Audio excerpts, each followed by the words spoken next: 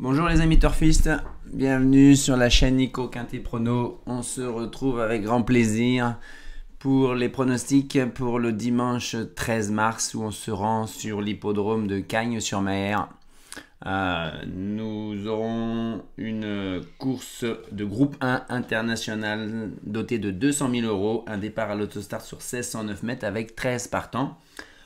Quel bon choix ont fait la Société des courses et quel plaisir de retrouver les cracks sur ce Quintet Plus. On a la crème de la crème. Certes, ils ne sont pas tous là. Il y a quelques absents. Gallius, Flamme du Goutier, Davidson. Mais on a quand même les meilleurs. Et en plus, sur un parcours de pure vitesse, ça va aller très vite, mes amis. Même pas 2 minutes de course. Donc profitez-en. On va... sachez quand même pour l'anecdote que ça fait 31 ans qu'il n'y avait pas eu un Quintet Plus sur cette distance-là. Donc ne boudons pas notre plaisir.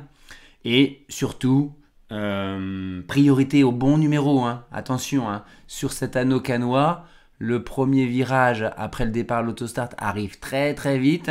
Les numéros extérieurs sont en difficulté et les numéros de deuxième ligne ont vraiment du mal à revenir. Surtout à ce niveau de compétition avec de tels cracks. Attention, mais bon, ça vous le savez déjà vu votre expertise, c'est qu'il n'y a que 8 chevaux en première ligne à Cagnes, comme bon nombre d'hippodromes français, hormis Vincennes, bien sûr. Voilà, donc mes sélections pour ce Quintet Plus avec le cheval de la course, le cheval en béton, Vivid White Ice.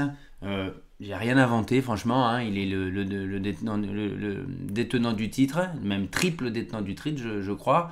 Il est invaincu en 5 courses sur ce parcours à Cagnes. Il a juste ce numéro 8. C'est pour ça que j'aurais tendance à dire, il est véloce au départ, il va bien partir, mais il risque de se retrouver à l'extérieur de certains concurrents, Zacconio, Cockstyle, Billy de Montfort. Ils vont peut-être le laisser passer, mais c'est pas interdit qu'ils reviennent le toiser à la fin. Donc je pense que je le mettrai peut-être pas forcément gagnant sur mes tickets, à voir. Mais par contre, pour terminer dans les 3, bon, il ne devrait pas y avoir de soucis malgré tout. Le copain, là, c'est le jour J pour lui. Il doit confirmer ses bonnes dispositions sur les anneaux de vitesse. Il est sur une piste plate qui est à son avantage. Il a le numéro 1, c'est un débouleur. Il devrait se retrouver assez vite à la pointe du combat. Il est dans sa robe de mariée en étant déféré des antérieurs. C'est ainsi qu'il a les plus belles stats.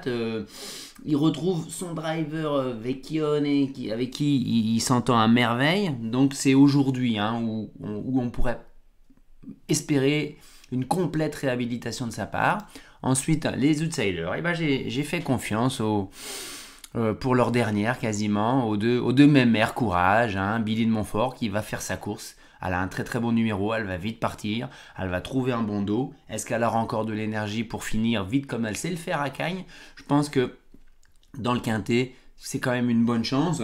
Il l'annonce à 13 contre 1. Il ne faudra pas s'attendre aujourd'hui à des 60, 50 contre 1, effectivement. Et enfin, Baya Keno, elle a un très très bon numéro. Elle va se mettre juste derrière les premiers également. Par contre, c'est vrai qu'elle a eu des petits soucis de santé entre le Prix de France, après le Prix de France, je crois. Donc, est-ce qu'elle est vraiment prête pour aller au combat ? Mon ordre de préférence est Billy de Montfort d'abord, bien entendu. Le cheval fragile, le favori fragile, le trompeur, je vous en donne aucun. J'aurais pu avoir le culot de vous mettre étonnant, qui est un petit peu hors distance, qui est bouillant derrière les ailes, qui va devoir assurer son départ, qui va devoir venir en 3e épaisseur.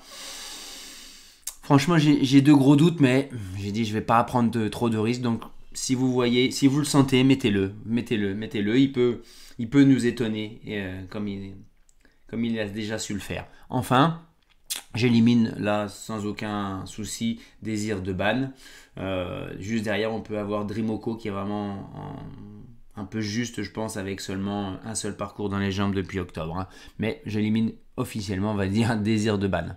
Voilà. Un petit retour sur vendredi soir à Anguin. On le savait, c'était compliqué. 4 trotteurs françaises, 12 trotteurs étrangers qu'on connaissait un petit peu.